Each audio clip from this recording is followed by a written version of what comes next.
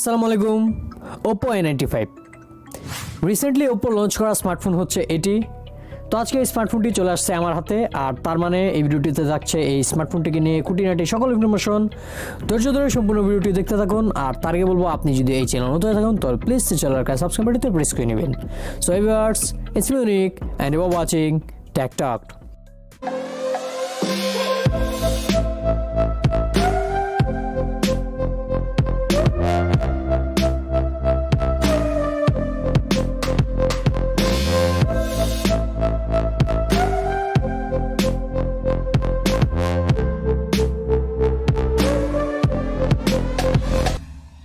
প্রথমে আনবক্সিং। ফোনের বক্সটিকে ওপেন করলে সবার প্রথমেই উপরের সেকশনটাতে আমরা পাবো ফোনের জন্য একটি টিপিইউ কেস, আর তার পাশাপাশি থাকছে একটি সিম ইনজেক্টর টুল, আর আরও থাকছে কিছু পেপার ওয়ার্কস, আর তার নিচে থাকছে আমাদের কাঙ্ক্ষিত Oppo A95 স্মার্টফোনটি, আর স্মার্টফোনটির নিচে থাকছে একটি চার্জিং অ্যাডাপ্টার, আর আরও থাকছে একটি টাইপ সি কেবল। এবার বিল্ট এন্ড ডিজাইন। ফোনটির ব্যাক সাইডে যে ডিজাইনটা ইউজ করা হয়েছে সেটা কিন্তু দেখতে বেশ সুন্দর। Oppo এটিকে নাম দিয়েছে গ্লো ডিজাইন। আসলে এখানে ফোনের ব্যাক সাইডটা সর্বপ্রথম দেখায়, যে কেউ দেখে এটাকে গ্লাস মনে করতে পারে। আসলে এখানে কিন্তু গ্লাস ইউজ করা হয় নাই, এটা হচ্ছে সম্পূর্ণ পলিকার্বনেট। এখানে গ্লাসের বদলে পলিকার্বনেট ইউজ করা একটি প্লাস পয়েন্ট হচ্ছে গ্লাস বডিগুলো কিন্তু সচরাচর হাত থেকে পড়ে গিয়ে ভেঙে যায়। এখানে পলিকার্বনেটের ক্ষেত্রে হাত থেকে পড়ে যে ভেঙে যাওয়ার তেমন কোনো সম্ভাবনা থাকছে না, তবে পলিকার্বনেটের ক্ষেত্রে টুকটাক স্ক্র্যাচ পড়ার একটা পসিবিলিটি থেকে যায়।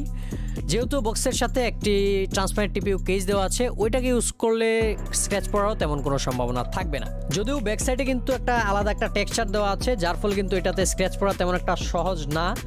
আর এই টেক্সচারটার ফলে কিন্তু ফোন হাতে নিয়ে একটা প্রিমিয়াম ফিল আসে। টেক্সচারটার ফলে কিন্তু এক এক অ্যাঙ্গেল থেকে এই ফোনের কালারটা কিন্তু এক একভাবে গ্লো করে, যেটা কিন্তু দেখতে জোস লাগে। আর ফোনের ব্যাক সাইডে কিন্তু ফিঙ্গারপ্রিন্ট পোর্ট ছিল না, যেটা কিন্তু একটা ভালো বিষয়। আর ফোনের যে ফ্রেমগুলো আছে ওইগুলোও কিন্তু পলিকার্বনেটেই। ফোনের ফিজিক্যাল ওভারভিউর কথা বললে আমরা রাইট সাইডে পেয়ে যাচ্ছি পাওয়ার বাটন, আর লেফট সাইডে পেয়ে যাচ্ছি volume up and down button. এখানে বাটনগুলো কিন্তু বেশ ক্লিকি ছিল। আর লেফট সাইডে কিন্তু আমরা আরও পেয়ে যাচ্ছি সিম ট্রে, যেখানে আমরা ডুয়াল 4G সিমের পাশাপাশি dedicated micro SD card use করতে পারবো। ফোনের টপ সাইডে থাকছে না কোনো কিছুই, তবে নিচের দিকে থাকছে speaker, mike, USB type C port, 3.5mm port. ফোনটিতে 5000 mAh এর ম্যাসিভ ব্যাটারি ইউজ করা সত্ত্বেও ফোনটির ওয়েট এবং থিকনেস কিন্তু অনেক কম। ফোনটির ওয়েট হচ্ছে মাত্র 175 গ্রাম, আর থিকনেস হচ্ছে মাত্র 7.95 মিলিমিটার, যেটা কিন্তু একটি 5000 mAh এর ব্যাটারি সম্পন্ন স্মার্টফোন হিসাবে অনেকটাই কম। সো ওভারঅল ফোনের বিল্ড অ্যান্ড ডিজাইনের কথা বললে ফোনের বিল্ড কিন্তু মোটামুটি বেশ সলিড। আর ফোনটি হাতে নিয়েও কিন্তু প্রিমিয়াম একটা ফিল পাওয়া যায় পিছনের টেক্সচারটার কারণে, মানে যে কারোরই পছন্দ হবে। আর এই ফোনটি কিন্তু পেয়ে যাবেন আপনারা দুইটা কালারে, একটা হচ্ছে গ্লোয়িং রেইনবো সিলভার, আর একটা হচ্ছে গ্লোয়িং স্টারি ব্ল্যাক, মানে সিলভার আর ব্ল্যাক দুইটা কালারে আপনারা এই স্মার্টফোনটিকে পেয়ে যাবেন। আর যেমনটা বললাম, এই স্মার্টফোনটিতে ব্যাটারি হিসেবে ইউজ করা হয়েছে 5000 mAh লিথিয়াম পলিমার ব্যাটারি, যেটা কিন্তু একটা ইমপ্রেসিভ বিষয়, কারণ সচরাচর এই বাজেটে কিন্তু 5000 mAh এর ব্যাটারি সম্পন্ন স্মার্টফোন দেখা যায় না। সো এখানে 5000 mAh এর ব্যাটারি ইউজ করা হয়েছে, যার ফলে আমরা কিন্তু ব্যাটারি ব্যাকআপটাও বেশি পাবো, যার ফলে কিন্তু এই স্মার্টফোনটিকে একবার চার্জ দিয়ে 2 দিন নর্মাল ইউজাররা আরামসে চালিয়ে নিতে পারেন। তবে আপনি যদি একজন হেভি ইউজার হয়ে থাকেন তাহলে হয়তোবা আপনার প্রতিদিন একবার করে স্মার্টফোনটিকে চার্জ দিতে হতে পারে। আর এই ফোনটিতে চার্জার হিসেবে থাকছে 33 ওয়াটের একটি ফাস্ট চার্জার, যেটা কিন্তু এগেইন একটা ইমপ্রেসিভ বিষয়, কারণ 33 ওয়াটের ফাস্ট চার্জার দিয়ে আপনারা কিন্তু 1 ঘন্টা 20 মিনিটের মতো সময়ের মধ্যেই ফোনকে 0 to 100% চার্জ করে নিতে পারবেন। মানে এই বাজেটের হিসাব করলে 33 ওয়াটের fast charging is a good thing. এবার ডিসপ্লে। ফোনটিতে ডিসপ্লে হিসেবে পাচ্ছেন 6.43 ইঞ্চিসের 90.8 স্ক্রিন টু বডি রেশিও যুক্ত 5 হল ফুল এইচডি প্লাস রেজুলেশনের একটি অ্যামোলেড প্যানেল। এখানে অ্যামোলেড প্যানেল ইউজ করায় ডিসপ্লের কালারগুলো কিন্তু ছিল বেশ অ্যাকুরেট, আর ডিসপ্লেতে আমি কন্টেন্ট দেখে বেশ মজা পাচ্ছিলাম।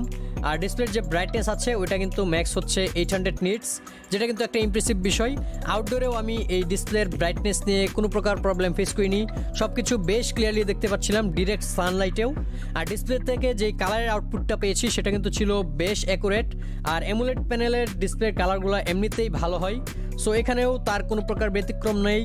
সো এখানে মোটামুটি বলতে গেলে ফোনের যে ডিসপ্লেটা আছে সেটা কিন্তু আমার কাছে মোটামুটি বেশ ভালো লাগছে। এবার ক্যামেরা। ফোনটির ব্যাক সাইডে আমরা প্রাইমারি শুটার হিসেবে পেয়ে যাচ্ছি 48 মেগাপিক্সেলের একটি মেইন সেন্সর, যেটার অ্যাপারচার হচ্ছে 1.7, যেটা একটা ভালো বিষয়। আর তার পাশাপাশি আমরা পেয়ে যাচ্ছি 2 মেগাপিক্সেলের একটি ম্যাক্রো সেন্সর, আর আরও পেয়ে যাচ্ছি 2 মেগাপিক্সেলের একটি ডেপথ সেন্সর। তবে এখানে থাকছে না কোনো ultra wide angle lens. Ultra wide angle lens না থাকলেও এখানে যে 48 মেগাপিক্সেলের যে মেইন সেন্সরটা আছে ওইটাই কিন্তু নর্মাল ফোনের যে কোনো একটা ক্যামেরার চেয়ে মোটামুটি বেশ অনেকটাই ওয়াইড, যেটা আপনারা যদি স্মার্টফোনটি ইউজ করেন তাহলে খুব সহজেই বুঝতে পারবেন। মেইন সেন্সর দিয়ে ক্লিক করা ছবিগুলো কিন্তু ছিল মোটামুটি বেশ ভালোই, মোটামুটি ডে লাইটে বেশ ভালোই অ্যাকুরেট কালার প্রোভাইড করছিল। তবে লো লাইটের ক্ষেত্রে একটু ডিটেলসের ঘাটতি দেখা যাচ্ছিল। তবে লো লাইটে যদি আপনারা নাইট মোডটা ইউজ করেন তাহলে বেটার রেজাল্ট পাবেন আশা করি। হিউম্যান অবজেক্টের ক্ষেত্রে ওপ্পোর ফোনগুলো নর্মালি স্ক্রিনকে কিছুটা স্মুথ করার প্রবণতা রাখে, তবে এটার ক্ষেত্রে যদি আপনারা ন্যাচারাল মোডটা সিলেক্ট করে নেন তাহলে ফেস তেমন একটা স্মুথনিং করছিল না, যেটা একটা বেশ ভালো বিষয়। আর নর্মাল হিউম্যান অবজেক্টের ছবি তোলার ক্ষেত্রে মোটামুটি বেশ ভালোই ডিটেলস পাচ্ছিলাম। তবে পোর্ট্রেট মোডের ছবিগুলো কিন্তু ছিল একদম নেক্সট লেভেল, একদম বেস্ট এজ ডিটেকশন দিচ্ছিল। আর তার পাশাপাশি 2 মেগাপিক্সেলের যে ম্যাক্রো সেন্সরটা আছে ওইটা দিয়েও কিন্তু মোটামুটি ডে লাইটে বেশ ভালোই ডিটেলস ক্যাপচার হয়, তবে লো লাইটের ক্ষেত্রে একটু ডিটেলসের ঘাটতি দেখা যায়। ওভারঅল ব্যাক সাইডের ক্যামেরার কথা বললে ক্যামেরার যে ফটোর কোয়ালিটি আছে ওইটা কিন্তু আমার কাছে মোটামুটি বেশ ভালোই লাগছে। আর ব্যাক সাইডের ক্যামেরা দিয়ে কিন্তু আপনারা 30 ফ্রেম পার সেকেন্ডে 1080p ভিডিও করতে পারবেন। ভিডিওর এক্সাম্পল আপনারা এখন দেখছেন। ভিডিওতে স্টেবিলিটি মোটামুটি বেশ ভালোই বলা চলে।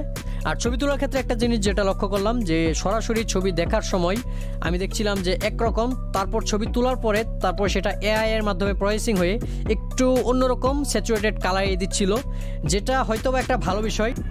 আর সামনের দিকে কিন্তু আমরা পেয়ে যাচ্ছি 16 মেগাপিক্সেলের একটি সেলফি ক্যামেরা দিয়ে তোলা কিছু সেলফির এক্সাম্পল দেখে নিন।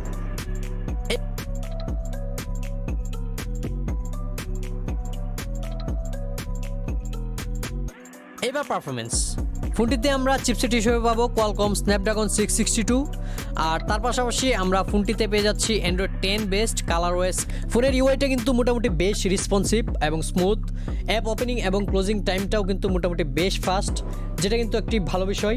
আর ফোনটিতে কিন্তু ইউজ করা হয়েছে 8GB র্যাম এবং 128GB স্টোরেজ। এখানে 8GB র্যামের সাথে আরও 5GB র্যাম এক্সটেন্ড করার অপশন থাকছে ভার্চুয়ালি। এখানে 8GB র্যাম আমার কাছে মোর দেন ইনাফ মনে হয়েছে। এই 8GB র্যাম দিয়েই মোটামুটি বেশ ভালো মানের মাল্টিটাস্কিং করা পসিবল। এখানে মাল্টিটাস্কিং করার সময় কিন্তু সকল অ্যাপগুলাই লোডেড অবস্থাতেই আমি পাচ্ছিলাম, মাল্টিটাস্কিংয়ে আমি কোনো প্রকার প্রবলেম পাই নাই।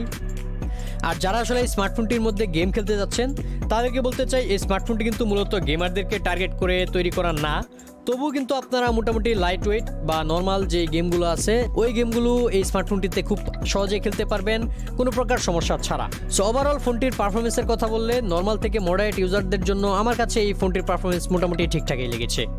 এবার সিকিউরিটি সেকশন নিয়ে কথা বললে ফোনটিতে আপনারা সিকিউরিটি সিস্টেম হিসেবে পেয়ে যাচ্ছেন in display optical fingerprint sensor. এখানে ফিঙ্গারপ্রিন্ট সেন্সরটা কিন্তু বেশ অ্যাকুরেট এবং মোটামুটি বেশ ভালোই রেসপন্সিভ। আর আরও কিন্তু আপনারা পেয়ে যাচ্ছেন ফেস আনলকের অপশন। ফেস আনলকটাও কিন্তু মোটামুটি বেশ ফাস্ট এবং রেসপন্সিভ ছিল। ওকে, তো ফাইনালি কোশ্চেন হচ্ছে যে এই স্মার্টফোনটি আসলে কাদের জন্য।